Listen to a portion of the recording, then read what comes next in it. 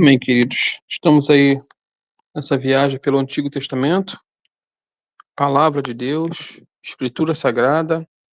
Nunca venhamos menosprezar o Antigo Testamento, muito pelo contrário, valorizar ao máximo e tirar lições importantes para a nossa vida e sempre à luz do Novo Testamento.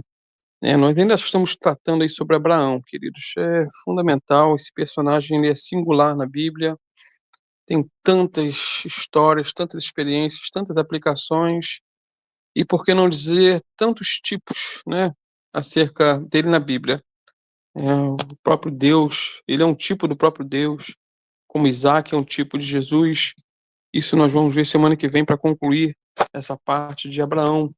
Mas hoje eu quero estar lendo aqui Gênesis 22, versículo 1 a 14. É um texto um tanto quanto longo, mas bem importante para nossas vidas.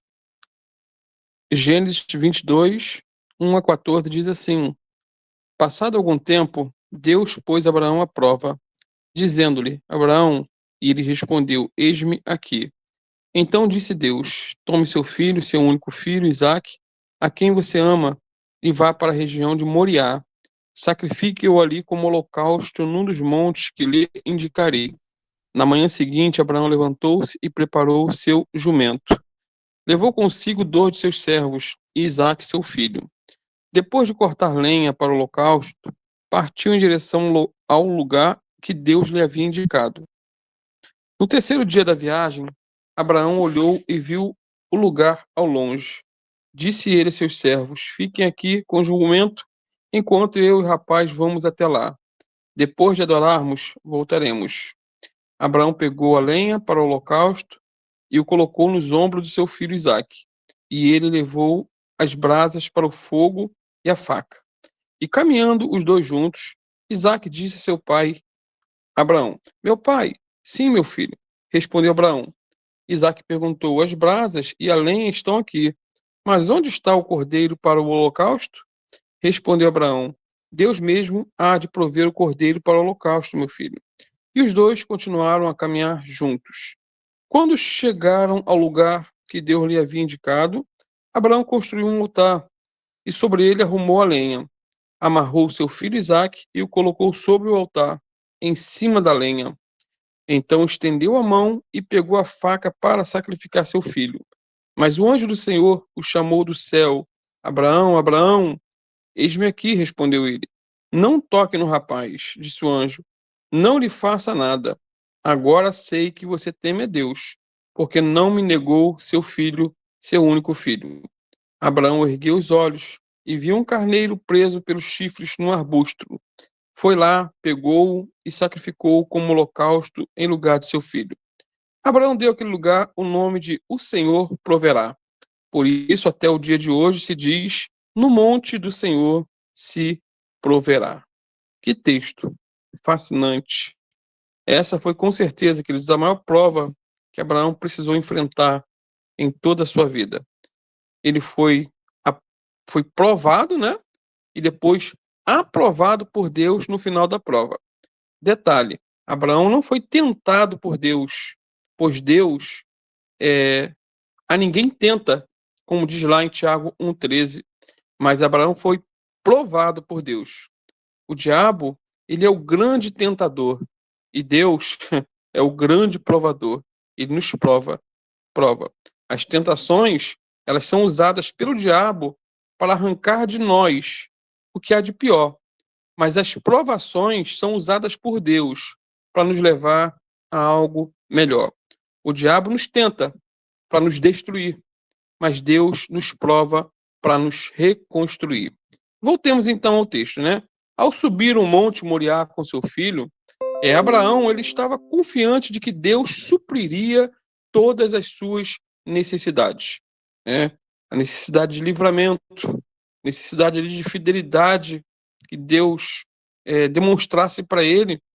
Agora, em que Abraão podia confiar? Qual seria a base da confiança de Abraão? Queridos, ele não podia confiar nos seus sentimentos, até porque ele devia estar se sentindo terrível, com uma dor terrível por dentro, só em pensar em sacrificar seu filho. Por mais que Deus tenha pedido, por mais que isso não seja algo normal, né? Não seja nem bíblico. Deus provou Abraão. Deus não requer sacrifício humano, Deus não aceita sacrifícios humanos, mas Deus queria, no caso, provar a fé de Abraão naquele contexto. Então, Abraão não podia confiar em seus sentimentos.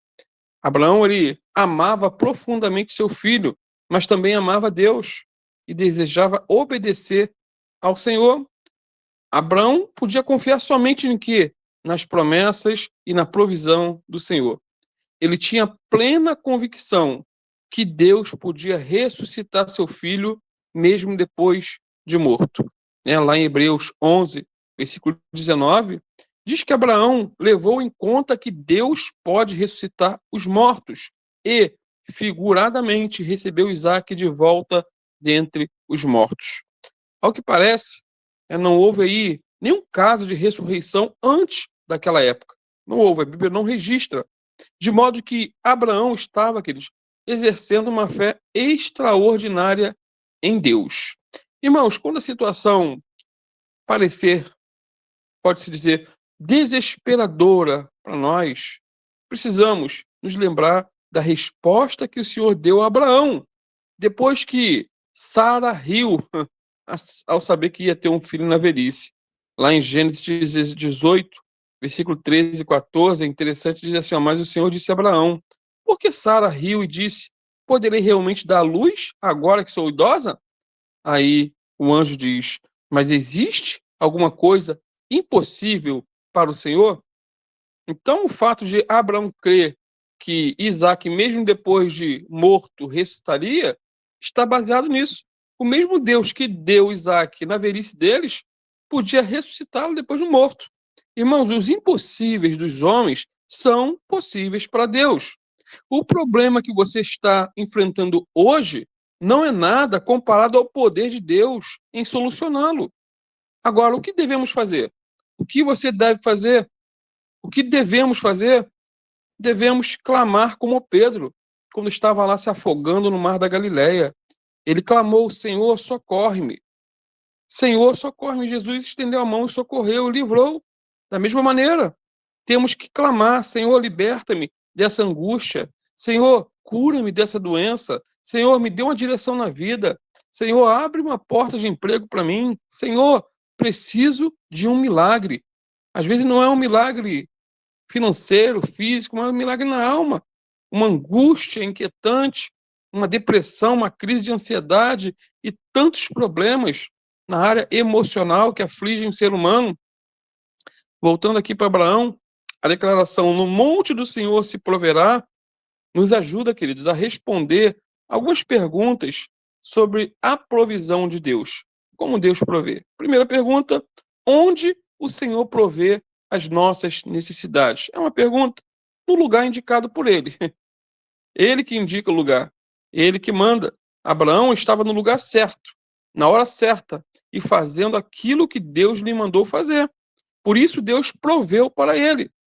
Queridos, a estrada da obediência é a porta aberta da provisão. Repito, a estrada da obediência é a porta aberta da provisão. Não temos o direito de esperar a provisão de Deus se não estivermos no centro da vontade de Deus. Lembram de Elias e a viúva de Serepta? Ela tinha apenas um pouco de azeite e um pouquinho de farinha.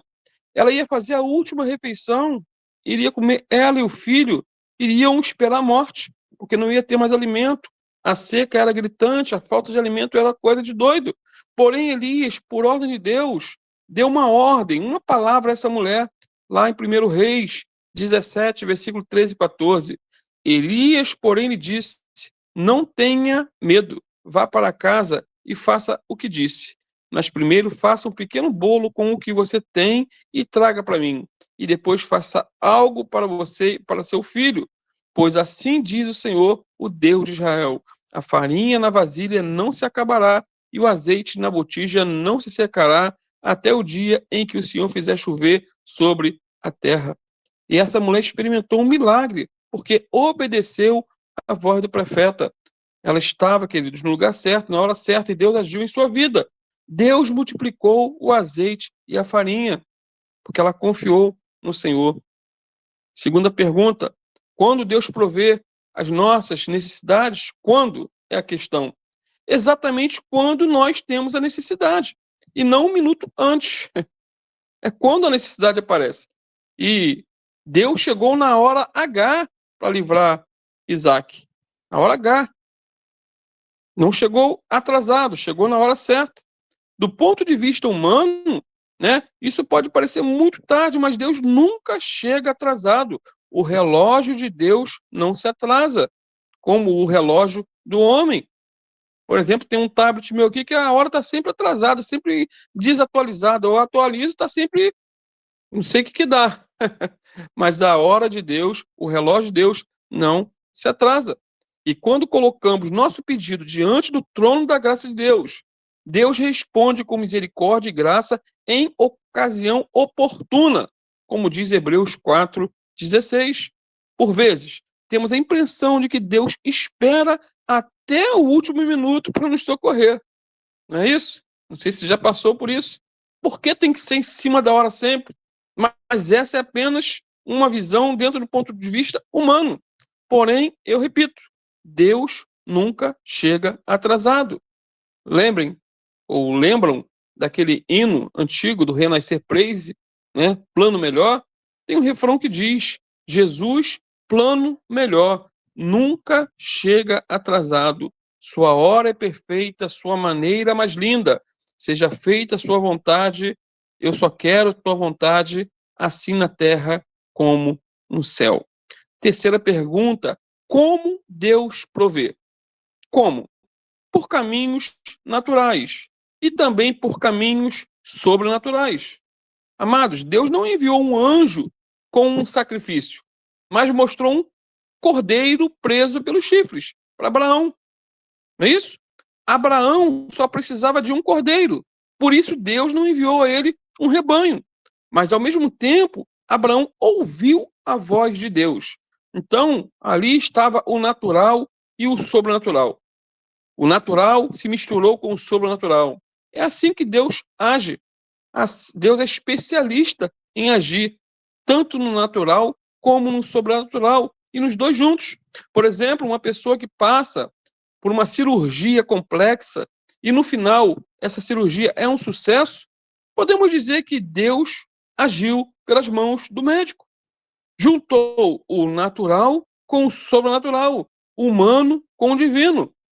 E isso não é dificuldade, pelo menos para mim, que há pessoas que pensam que milagre é só quando é algo assim espetacular sem a medicina.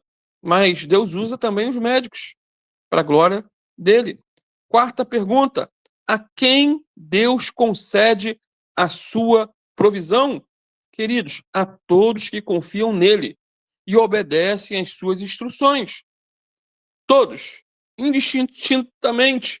Quando você está onde Deus o mandou estar, fazendo o que Deus o mandou fazer, então pode esperar a provisão de Deus em sua vida.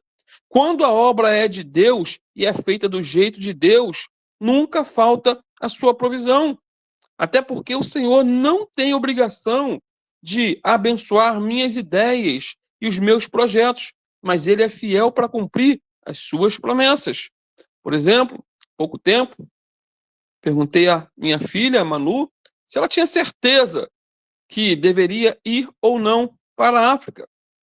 Ela respondeu que a sua oração a Deus era: Senhor, se for da tua vontade que eu vá, envia a provisão, envia os recursos. E resultado, queridos, a passagem está comprada e o seguro de saúde obrigatório já está pago para a glória de Deus.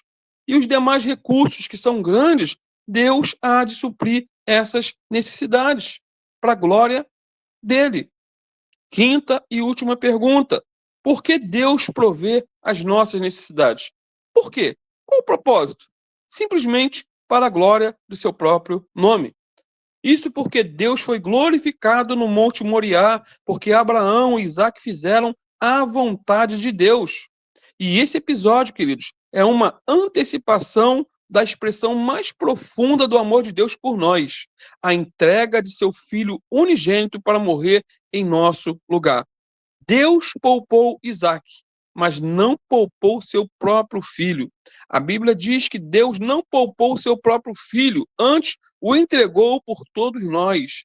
Ele disse isso lá em Romanos 8:32. A palavra de Deus diz ainda que Deus prova o seu próprio amor para conosco pelo fato de Cristo Jesus ter morrido por nós, sendo nós ainda pecadores, em Romanos 5:8.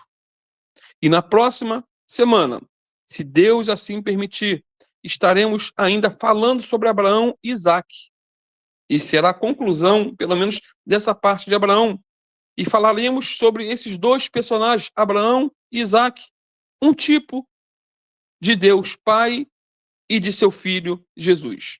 Até porque, se existe um fato que revela a glória de Deus no Antigo Testamento, é a história de Abraão e Isaque. Essa experiência de Abraão e Isaque é o mais belo tipo da Bíblia sobre a caminhada do pai e do filho ao Calvário. Não perca ou não percam em nome de Jesus.